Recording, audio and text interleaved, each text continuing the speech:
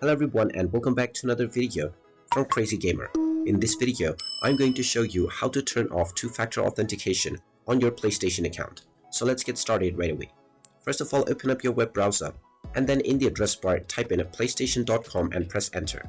You will now be taken into the official PlayStation website. Now choose your country or region first, and once you end up within the homepage, if you haven't logged into your account already, you will see the sign in button at the top right corner. Just click on this button and proceed forward with your credentials as well as the verification code. Once you are logged in and taken into the homepage, click on the account icon at the top right corner and then click on account settings. Now from the account settings page, just click on security and then click on the continue button.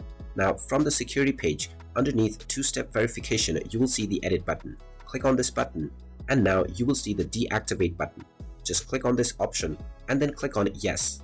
And now you will be told that two-step verification has been turned off on your device. Tap on the OK button and now you will see that two-step verification or the 2FA has been disabled on your PlayStation account.